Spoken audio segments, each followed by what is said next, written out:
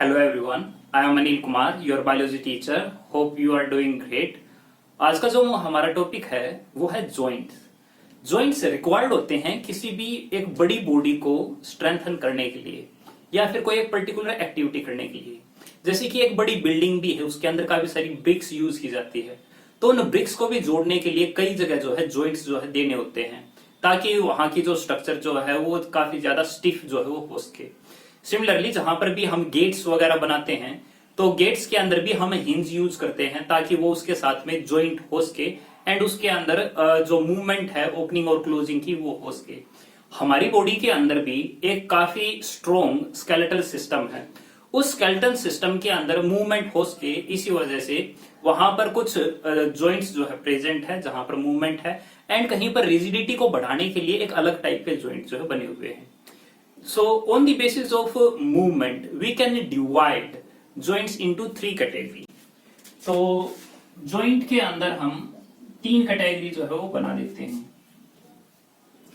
एक हमारी कैटेगरी जो है वो फाइब्रस जॉइंट की है, दूसरी हमारी कैटेगरी कार्टिलेजिनस जॉइंट की है, जॉइंट्स, एंड लास्ट जो है वो साइनोवियल जॉइंट्स की है। तो जॉइंट का काम है जोड़ना, लेकिन जो जोड़ता है उससे हो सकता है कि बिल्कुल भी कोई मूवमेंट ना हो, या फिर हो सकता है स्लाइट मूवमेंट हो, या फिर फ्री मूवमेंट हो, यानी कि मैक्सिमम मूवमेंट हो।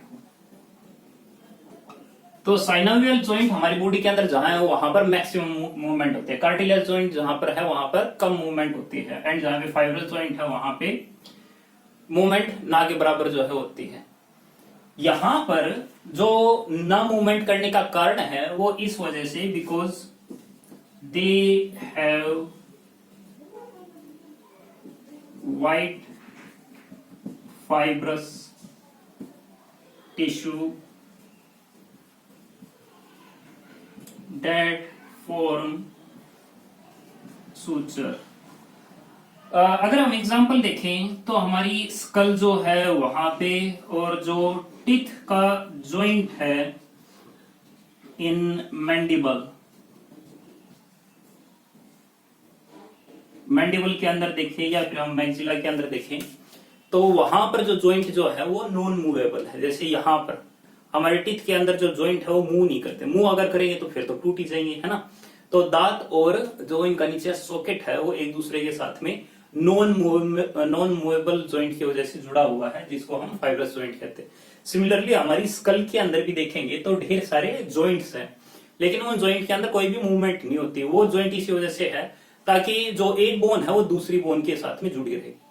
क्वेश्चन, हमारी जो क्रेनियम है उसके अंदर कितने बोन्स पाए जाते हैं, ताकि हमें पता चल सके कि सूचर जो है वो कितने वहां पे प्रेजेंट है। नेक्स्ट बात करते हैं कार्टिलेजिनियस जॉइंट की। कार्टिलेज जैसे कि नाम से प्रेजेंट है, इन जॉइंट के अंदर क्या प्रेजेंट होगा, कार्टिलेज प्रेजेंट होगा, और मूवमेंट इनके अंदर रिलेटिवली थोड़ी सी होगी। इनके अंदर तो थी नहीं, इनके अंदर थोड़ी सी जो है वो होती है। जॉइंट्स जो है, जॉइंट्स हैज कार्टिलेजिनियस डिस्क। अगर हम एग्जांपल देखें, जैसे वर्टिब्रल कॉलम है, तो हमारा जो वर्टिब्रल कॉलम है उसके अंदर जॉइंट्स जो है वो प्रेजेंट है, वहां बीच बीच में कार्टिलेजियंस की जो डिस्क जो है वो प्रेजेंट होती है। सिमिलरली जो प्यूबिक सिम्फिसिस वाला रीजन है, प्यूबिक सिम्फिसिस का रीजन जो हमारे हिप्स के अंदर प्रेजेंट है, तो उन प्यूबिक सिम्फिसिस के बीच में भी एक कार्टिलेजिनस की रिंग जो है वो प्रेजेंट है, जिसकी वजह से यहाँ पर मूवमेंट हो पाती है। तो हमारा कार्टिलेजिनस जॉइंट जो है वो भी कंप्लीट हो गया। इंपॉर्टेंट है हमारा साइनोवियल जॉइंट। साइनोवियल, साइनोवियल का मतलब है एक लिक्विड। अगर हम साइनोवियल जॉइंट को देखें एज डिटेल जो हम इसी के देखेंगे तो हमें दिखेगा इसके अंदर एक लिक्विड है। देखो, कुछ ऐसे जॉइंट है जो काफी ज्यादा मूव करते हैं, जैसे कि आपका शोल्डर का काफी ज्यादा मूव करता है, जैसे आपकी गर्दन काफी ज्यादा मूव करती है, आपकी ये भी काफी ज्यादा मूव करती हैं। अगर आप फेलेंजेस को देखें तो ये भी काफी ज्यादा मूव करती हैं। साइनोवियल जॉइंट की हम पहले स्ट्रक्चर देखते हैं। तो बात करते हैं साइनोवियल जॉइंट की। तो जॉइंट किस किस के बीच में होता है? जॉइंट बोन्स के बीच में होता है। तो लेट्स से ये हमारी एक बोन हो गई और ये हमारी एक दूसरी बोन हो गई। ठीक है जी।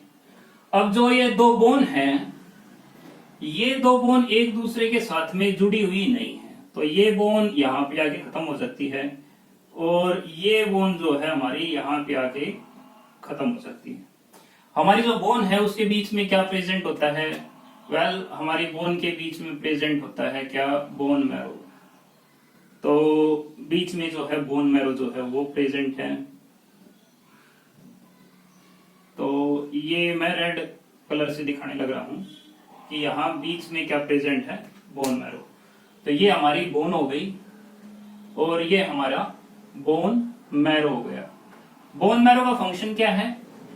ब्लड की सेल जो है वो प्रोड्यूस करते हैं, है ना। दो बोन को आपस में जोड़ने वाला टिश्यू कौन होता है? ये दो बोन है और इनको आपस में जोड़ने के लिए एक टिश्यू होता है। उस टिश्यू को हम क्या कहेंगे? उस टिश्यू को हम कहते हैं लिगामेंट। तो यहां पर ये जो प्रेजेंट है वो क्या है? लिगामेंट है। मसल को जो बोन से कनेक्ट करे उसको क्या कहते हैं हम? क्वेश्चन का आंसर देना इसका। ठीक है, इसके नीचे देखते हैं और क्या प्रेजेंट होता है। ये दोनों जॉइंट एक दूसरे के पास पास में नहीं होते। इन दोनों के बीच में एक कार्टिलेज प्रेजेंट होता है। तो यहां पर एक कार्टिलेज जो है वो प्रेजेंट है। क्या प्रेजेंट है यहाँ पे? कार्टिलेज प्रेजेंट है। जो यहाँ पे कार्टिलेज प्रेजेंट है वो जोड़ने वाला है, इसी वजह से उसका नाम क्या हम बोल देंगे? Articular cartilage.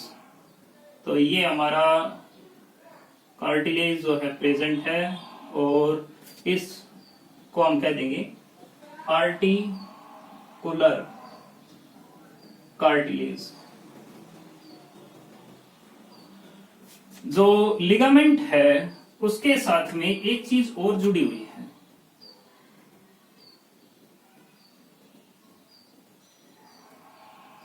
एक और चीज यहां से जो है कनेक्टेड है। अब वो यहां पर क्या चीज कनेक्टेड है? यहाँ पे एक मेम्ब्रेन है जिसको बोलते हैं साइनोवियल मेम्ब्रेन। ये जो साइनोवियल मेम्ब्रेन है ये सिक्रीट करती है लिक्विड। उस लिक्विड का नाम क्या होगा?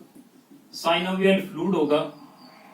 तो साइनोवियल फ्लूइड जो है वो लुब्रिकेंट की तरह काम करती है और इस लुब्रिकेंट की वजह से जो जॉइंट जो है वो मूव करते हैं। तो यहां पर एक लिक्विड प्रेजेंट है जिसको हम कहने लग रहे हैं साइनोवियल फ्लूइड या फिर लिक्विड। ठीक है जी। ये किसने सिक्रीट किए? जो साइनोवियल मेम्ब्रेन है उसके द्वारा जो है सिक्रीट हुए। तो जितने भी हमारी बॉडी के अंदर साइनोवियल जॉइंट है उन साइनोवियल जॉइंट के अंदर ये साइनोवियल फ्लूइड जो है प्रेजेंट होता है एंड इसी की वजह से जो है मूवमेंट होती है। अब इनको मैं अलग से लिखने की जगह अपनी बॉडी के ऊपर ज्यादा ध्यान दे एंड फिर वहां से समझे।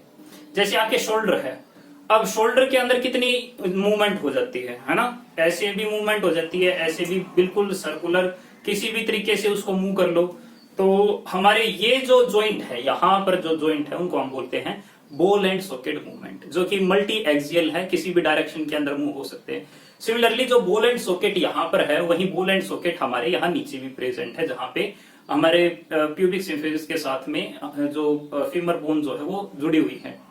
तो यहाँ पर भी बॉल एंड सॉकेट एंड यहाँ पे भी बॉल एंड सॉकेट। एक जॉइंट क्लियर हो गया। ठीक है, सेकंड की बात करते हैं। हमारी जो गर्दन है वहां पर एक जॉइंट है जिसको कहते हैं पाइवोट जॉइंट, और पाइवोट जॉइंट के अंदर इस टाइप से मूवमेंट होती है। ऐसी मूवमेंट हम यहाँ पे भी एल्बो के अंदर देखते हैं, ऐसी ऐसी ऐसी ऐसी ऐसी। तो मोनो एक्सियल मूवमेंट है एंड ये इसके पीछे कारण क्या है? यहाँ पर एक जॉइंट है, कौन सा? Pivot joint. इसके अंदर आप देख सकते हैं कि इस तरीके की बोन की अरेंजमेंट होती है जिसकी वजह से मूवमेंट जो है ऐसी हो पाती है। ठीक है, तो बॉल एंड सॉकेट हो गया हमारा शोल्डर के अंदर एंड यहाँ इस वाले रीजन के अंदर, और यहाँ पर हमारा पाइवोट ज्वाइंट हो गया जो कि मोनो एक्सियल है, ये मल्टी एक्सियल। ठीक है, इसके बाद आगे देखते हैं। आपने अपनी जो आर्म है वहां पे देखा होगा कि आप इसको ऊपर कर सकते हो, नीचे कर सकते हो, ऊपर कर सकते हो, नीचे कर सकते हो। अच्छा, ये तो था पाइवोट ज्वाइंट की वजह से। और एल्बो के अंदर ये ऊपर नीचे जो होने लग रहा है ये किस वजह से? ये हिंज की वजह से। जैसे एक डोर है वो कनेक्टेड होता है हिंज से, उसी तरीके से यहाँ पर जो हिंज ज्वाइंट है उसकी वजह से ये मूवमेंट हो पाती है, एक ही डायरेक्शन पे होती है, तो इस वजह से मोनो एक्सियल ज्वाइंट जो है यहाँ पे प्रेजेंट होता है, जिसको हम हिंज ज्वाइंट कहते हैं। तो एल्बो पे कितने ज्वाइंट हो गए? 2 ज्वाइंट। कौन कौन से? एक तो हिंज और दूसरा पाइवोट। नेक के अंदर कौन सा है? पाइवोट ज्वाइंट है। शोल्डर के अंदर कौन सा है? बॉल एंड सॉकेट ज्वाइंट है। क्लियर है भाई इतना? उसके बाद आगे बढ़ते हैं। वैसे अगर हम अपने फेलेंजेस को देखें, उंगलियों के अंदर देखें, तो उनके अंदर भी इसी तरीके की मूवमेंट होती है, सीधी नीचे, सीधी नीचे, सीधा नीचे। तो यहाँ पर भी कौन सा ज्वाइंट हो जाएगा? यहाँ पे भी हिंज ज्वाइंट हो जाएगा। ठीक है, उसके बाद हम आगे देखते हैं। यहाँ पर जो फेलेंजेस के अंदर जो ज्वाइंट है, पर्टिकुलर इस रीजन के अंदर काफी सर्कुलर जो है मूवमेंट जो हो पाती है। लेकिन क्या सर्कुलर मूवमेंट ये बिल्कुल इसके जैसी है? नहीं, इसके जैसी 100% नहीं है, लेकिन काफी कुछ मिलती हुई है। तो इस ज्वाइंट को बोल देते हैं हम सैडल ज्वाइंट। कौन सा ज्वाइंट है? Saddle joint. ये इंपॉर्टेंट है। यहां पर तो अभी भी कौन सा ज्वाइंट है? Hinge joint. और यहाँ पे कौन सा है? सैडल ज्वाइंट है। ठीक है जी, क्लियर है इतना? तो यहाँ पे सैडल ज्वाइंट है और यहाँ पे हिंज ज्वाइंट है। उसके बाद हम यहाँ पे अगर बात करते हैं तो यहाँ पे ज्वाइंट है इलेप्टोइड। इसे याद रखना, ई। ठीक है, याद रहेगा, ई, इलिप्सोइड ज्वाइंट। इलिप्सोइड ज्वाइंट के अंदर मूवमेंट जो है ऊपर नीचे भी होती है एंड साइड पे भी होती है, बट वो रिलेटिवली लिमिटेड होती है। तो दो बाई एक्सियल है, दोनों डायरेक्शन के अंदर होती है, बट लिमिटेड है, उतनी ज्यादा जो है वो नहीं हो पाती। इलिप्सोइड के अंदर कम मूवमेंट है, सैडल के अंदर थोड़ी ज्यादा होती है, बॉल एंड सॉकेट के अंदर सबसे ज्यादा होती है। क्लियर है भाई बात? यहाँ पे कौन सा ज्वाइंट है? इलिप्सोइड। यहाँ पे कौन सा ज्वाइंट है? सैडल। यहाँ पे कौन सा ज्वाइंट है? हाँ जी, कौन सा है? Ball and socket. उसके बाद में यहाँ की बात करते हैं। यहाँ पर जो बोन्स का अरेंजमेंट है वो कुछ ऐसा है, छोटी छोटी बोन एक दूसरे के आमने सामने हैं एंड वो एक दूसरे के ऊपर ग्लाइड करती है, तो इस वजह से हम उसको ग्लाइडिंग ज्वाइंट जो है वो बोल देते हैं। तो अगर यहाँ पे मूवमेंट देखें तो दिखती तो फ्रीली है, बट यहाँ पे काफी सारी बोन है। जैसे आपने बोन्स के अंदर पीछे देखा भी होगा कि 8 छोटी छोटी ज्वाइंट बोन जो है यहाँ पे प्रेजेंट होती है। तो यहाँ पर जो हमारा ज्वाइंट है वो कौन सा है? ग्लाइडिंग ज्वाइंट है। ठीक है, तो एक बार थोड़ा रिवाइज करते हैं। यहाँ पे कौन सा ज्वाइंट है? Pivot joint. दांतों के अंदर कौन सा है? फाइब्रस ज्वाइंट है। अच्छा, हमारे स्कल के अंदर कौन सा है? फाइब्रस ज्वाइंट है। यहाँ पे कौन सा है? बॉल एंड सॉकेट ज्वाइंट है। यहाँ पे पाइवोट भी है और साथ में हिंज भी है। यहाँ पे रिस्ट के अंदर सैडल ज्वाइंट, ग्लाइडिंग ज्वाइंट है।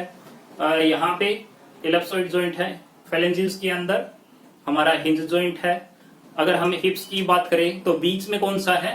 बीच में तो भाई कार्टिलेजियस ज्वाइंट है। वर्टिब्रल कॉलम के अंदर कार्टिलेजिनस ज्वाइंट है। लेग्स के साथ में जो जुड़े हुए हैं वहां पे कौन सा है? बॉल एंड सॉकेट है। नी के अंदर कौन सा ज्वाइंट है? हिंज ज्वाइंट, जो एल्बो के अंदर है वही यहाँ पे है। अच्छा, एंकल के अंदर कौन सा है? वही ग्लाइडिंग ज्वाइंट है। फिर उसके बाद में आगे की बात करते हैं। हमारे जो फेलेंजेस है, नीचे टोए के जो फेलेंजेस है वहां पे कौन सा ज्वाइंट है? वहां पे हिंज ज्वाइंट है। एंड उसके साथ में जो फेलेंजेस जो है वो ज्वाइंट हो रखे हैं मेटाटार्सल के साथ में, वहां पे कौन सा ज्वाइंट है? तो वहां पे भी सेम इलिप्सोइड ज्वाइंट जो है प्रेजेंट है। सो आई होप आपको जो है ये क्लियर हो गया होगा। ठीक है, अब हम डिसऑर्डर्स के बारे में पढ़ेंगे। So disorder muscular and skeletal system के हमारी बुक के अंदर 10 जो है वो दे रखे हैं। एक बार उसको हम समझते हैं। पहला है हमारा आर्थराइटिस। इसको आप समझे, आर्थ और आइटिस। आइटिस का मतलब क्या है? इन्फ्लामेशन, यानी इन्फेक्शन हो गया। इन्फेक्शन कहां पे हो गया? आर्थ पे। आर्थ का मतलब ज्वाइंट, जो ज्वाइंट है उसके अंदर इन्फेक्शन हो गया। जैसे कि हमारा साइनोवियल ज्वाइंट है, साइनोवियल ज्वाइंट के नीचे जो कार्टिलेज जो है वो प्रेजेंट होता है। एंड अगर हम नीचे देखें तो यहाँ पे भी एक कार्टिलेज जो है वो प्रेजेंट होता है। लेट्स से अगर ये जो कार्टिलेज है कौन सा था, ये आर्टिकुलर कार्टिलेज था। ये जो आर्टिकुलर कार्टिलेज है अगर ये यहां से टूट जाए तो क्या होगा, इन्फ्लामेशन हो जाएगी। तो उस इन्फ्लामेशन को क्या कहेंगे हम, आर्थराइटिस। वैसे इस टाइप की इन्फ्लामेशन को हम कह देते हैं ओस्टियो आर्थराइटिस। एक दूसरे टाइप का भी आर्थराइटिस हो सकता है। उस आर्थराइटिस के अंदर क्या हो सकता है कि जो हमारा जॉइंट है उसके साथ में एक मेम्ब्रेन जुड़ी हुई होती है, जॉइंट के साथ में एक मेम्ब्रेन जुड़ी होती है, और जो मेम्ब्रेन है उसका नाम क्या है, हाँ जी क्या नाम है उसका, साइनोवियल मेम्ब्रेन। अगर साइनोवियल मेम्ब्रेन के अंदर इंफेक्शन हो जाए एंड यहां पर लिक्विड काफी ज्यादा हो जाए तो उस लिक्विड के होने की वजह से क्या होता है, कार्टिलेज टूट जाता है, और कार्टिलेज टूटने की वजह से इन्फेक्शन हो जाता है। तो इस टाइप का आर्थराइटिस जो होगा उसको हम क्या कहेंगे, रेमेटोइड आर्थराइटिस, वो हम कहेंगे। तो आर्थराइटिस दो टाइप का मैंने बता दिया। एक के अंदर साइनोवियल जो फ्लूइड है वो काफी ज्यादा हो जाता है क्योंकि जो मेम्ब्रेन है वो इन्फेक्शियस हो गई, जिसको हम रेमेटोइड आर्थराइटिस कहते हैं। एक ओस्टियो आर्थराइटिस जिसके अंदर ऊपर से जो कार्टिलेज जो है उसके अंदर डायरेक्ट इन्फेक्शन हो जाता है, उसकी वजह से आर्थराइटिस जो है वो डेवलप हो जाता है। एक होता है गोट डिजीज। गोट डिजीज के अंदर क्या होता है कि यहाँ पर जो यूरिक एसिड है वो काफी ज्यादा एक्यूमुलेट हो जाता है एंड उसकी वजह से आर्थराइटिस जो है वो हो जाता है। ठीक है, तो अलग अलग कारण भी हो सकते हैं, बैक्टीरियल भी कारण हो सकता है, वायरल भी कारण हो सकता है। तो अलग अलग टाइप के आर्थराइटिस है, यानी कि इन्फ्लामेशन जो है अलग अलग वजह से हो सकती है। नेक्स्ट देखते हैं ओस्टियोपोरोसिस। ओस्टियो को समझे बोन, पोरेसिस का मतलब होल, यानी बोन के अंदर होल होने लग गया। होल का मतलब यहाँ पर क्या है कि बोन के अंदर जो कैल्शियम डिपॉजिट था वो अब काफी ज्यादा रिमूव हो चुका है एंड रिमूव होने की वजह से बोन जो है वो काफी ज्यादा सॉफ्ट हो गई है एंड कभी भी क्रैक आ सकता है। जैसे कि आपने देखा होगा कि जो वुमेन 60 से ऊपर जाने लग जाती है एंड अगर वो फिसल भी गई तो देयर इज चांसेस कि उनको जो है बोन के अंदर कहीं ना कहीं क्रैक जो वो आ जाए। अब नॉर्मल अगर आप कहीं पे फिसलोगे आपकी बोन के अंदर क्या क्रैक आ जाएगा, तो इस एज पे तो नहीं लगता, ठीक है आएगा, पता नहीं कितनी बार गिरते होगे, लेकिन जैसे जैसे एज बढ़ती है तो बोन सॉफ्ट हो जाते हैं क्योंकि ओस्टियोपोरोसिस होने लग जाता है, जिसकी वजह से बोन जो है कभी भी क्रैक हो सकती है। क्लियर है भाई, नेक्स्ट बढ़ते हैं। ओस्टियोमलेशिया या रिकेट्स, इसको तो बचपन से पढ़ते आने लग रहे हो। विटामिन डी की कमी हो गई जिसकी वजह से बोन जो है वो सीधी नहीं बल्कि टेढ़ी आने लगी, तो बोन के अंदर उतनी ताकत जो है वो आई नहीं है because of the vitamin D deficiency, और कैल्शियम की काफी ज्यादा डेफिशिएंसी होती है बच्चों के अंदर रिकेट्स। एंड जो ओस्टियोमलेशिया है वो बड़ों के अंदर होता है। बर्साइटिस, बर्साइटिस का मतलब है यहाँ पर जो साइनोवियल फ्लूइड है उसके अंदर अगर इन्फ्लामेशन हो जाए तो बर्सा का मतलब साइनोवियल फ्लूइड ही है, तो साइनोवियल फ्लूइड के अंदर इन्फ्लामेशन अगर हो जाए तो उसको बर्साइटिस कहते हैं। डिसलोकेशन, इसको ऐसे पढ़े डिस और लोकेशन। डिस का मतलब वहां से हट गया, यानी कि उसकी जो लोकेशन थी वो हट गई। नॉर्मली जो हाथ है वो यहाँ पर जुड़ा हुआ है, यहाँ पर एक जॉइंट है एंड लेट्स से किसी ने जोर से काफी ज्यादा खींच दिया, उससे क्या होगा, इसकी जो पोजीशन है वो हट जाएगी। जैसे स्पोर्ट्स के अंदर होता है, रग्बी के अंदर तो काफी ज्यादा कॉमन है, फुटबॉल के अंदर थोड़ा देखा जा सकता है, लेकिन रग्बी के अंदर नॉर्मली होता है। और वैसे भी बॉक्सिंग वगैरह लड़ाई वगैरह होती है तो नॉर्मली यही होता है कि जोर से इतनी ज्यादा चोट लगती है कि जो जॉइंट जहां पर था वो वहां से ट्रिम हो जाता है, यानी कि डिसलोकेशन जो है वो हो जाता है। नेक्स्ट है स्प्रेन एंड स्ट्रेन। एक जो है हमारा मसल को लेकर है, एक जो है हमारा टेंडन को लेकर है। तो खेलते खेलते क्या होता है, हमारी मसल जो है वो मुड़ जाती है, ट्विस्ट हो जाती है। तो वो जो मुड़ना और ट्विस्ट होना है उसकी वजह से जो मसल है वो काफी ज्यादा खिंच जाती है, वो थोड़ी सी वियरिंग टीयरिंग जो है उसके अंदर हो जाती है। तो अगर लिगामेंट के अंदर हुई है तो हम उसको क्या देते हैं, स्प्रेन, और अगर टेंडन के अंदर हुई है तो उसको क्या देते हैं हम, स्ट्रेन। ठीक है, तो मेनली यही है कि मोच के टाइम पे जो चीजें होती है हम उसको स्प्रेन या स्ट्रेन से जो रिप्रेजेंट करते हैं। पेगट, जैसे आप फोटो देख सकते हो, पेगट के अंदर तो अलग से दिखाई देता है कि कहीं पे बोन काफी थिक हो गई है और काफी जो है सॉफ्ट हो गई है, तो उस टाइप की डिजीज है। मस्कुलर डिस्ट्रोफी, ट्रोफ को समझे न्यूट्रिशन, न्यूट्रिशन को लेकर, और डिस का मतलब कि नोट, यानी कि उसको न्यूट्रिशन नहीं मिला, और न्यूट्रिशन नहीं मिला जिसकी वजह से मसल जो है वो काफी ज्यादा वीक हो गई। तो बस मसल की जो वीकनिंग होती है उसको बोलते हैं मस्कुलर डिस्ट्रोफी। एक्चुअल में एक इंपॉर्टेंट प्रोटीन है जिसको बोलते हैं डिस्ट्रोफिन। उस डिस्ट्रोफिन की कमी की वजह से ये डिस्ट्रोफी डिजीज जो है वो होती है। इंपॉर्टेंट है भाई मसल प्रोटीन, पिछली बार नीट के अंदर भी जो है ये क्वेश्चन आया था। मायसिया ग्रेविस, मायसिया ग्रेविस क्या होता है, देखिए मसल कॉन्ट्रैक्ट तभी होती है जब न्यूरॉन सिग्नल भेजता है। तो लेट्स से ये एक न्यूरॉन का एक्सोन है और नीचे मसल है, और नीचे जो है सोडियम आयन के रिसेप्टर जो है वो प्रेजेंट है, और साथ में यहाँ पर एसिटिलकोलिन के रिसेप्टर प्रेजेंट है। तो सोडियम चैनल का सोडियम चैनल और उसके ऊपर रिसेप्टर है कौन से, एसिटिलकोलिन के।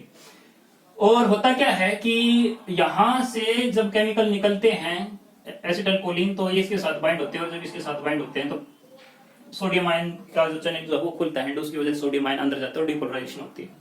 क्या हो अगर इन रिसेप्टर के ऊपर कोई एंटीबॉडी आ जाए और वो इसको ब्लॉक कर दे कि एसिटिलकोलिन यहां पर आए ही ना, तो क्या होगा, मसल डिपोलराइज नहीं होगी, और डिपोलराइज नहीं होगी तो मसल कॉन्ट्रैक्ट रिलैक्स जो है वो नहीं करेगी, जिसकी वजह से क्या हो जाएगा, पैरालाइसिस हो जाएगा भाई। ठीक है, तो मसल के ऊपर कंट्रोल जो है वो नहीं रहेगा, और जब नहीं रहेगा तो उसको हम क्या बोलते हैं, माइस्थीनिया ग्रेविस कहते हैं, एंटीबॉडी की वजह से। इसी वजह से ऑटो इम्यून डिजीज, ऑटो यानी सेल्फ, इम्यून यानी कि खुद का इम्यून सिस्टम जो है वो अपने ही सिस्टम को डिस्ट्रॉय करने लग रहा है, तो होता भी है। टेटनी, टेटनी आप सभी को पता है, ठीक है, जब मसल कंटिन्यूअसली कॉन्ट्रैक्ट होती रहती है, ठीक है, रिलैक्स नहीं होती because of the low sodium ion concentration, तो उसको हम कह देते हैं tetani. So this is the end of the locomotion and movement chapter. अगर आपको कोई डाउट है, कहीं पे आपको कोई चीज समझ में नहीं आई है, तो उसको कमेंट करें और मुझे बताएं, मैं उसका 100% जो है जवाब दूंगा। ठीक है, एंड अगर आपको लेक्चर पसंद आया है तो लाइक करें, सब्सक्राइब करें।